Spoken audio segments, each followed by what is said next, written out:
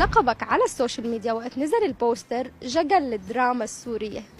تعرف انه هيك البنات بيقولوا عنا؟ والله ما بعرف، هلا عم بسمع منك والله.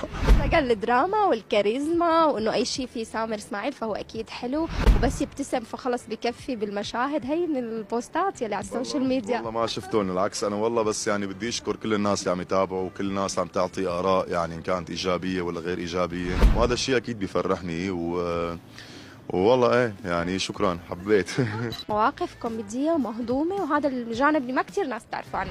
والله بحس احيانا بفكروني العالم يعني من ورا يمكن الادوار اللي باخذها، احيانا لتقصيري على السوشيال ميديا كمان ما بنزل كثير قصص وهيك، فبفكروني شخص كثير جدي ومتزمت هيك وكذا. لا هذا الشيء يعني اللي بيشتغلوا معنا بيعرفوا انه لا، نحن اوقاتنا معظمها بنقضيها يعني مزحك ومزح وضحك، وخصوصي مع يامن نحن كنا بالمعهد مع بعض يعني، بس هو ما كان من دفعتي، هو قبلي بسنه، بس انه انا كنت صاحبي مع دفعته.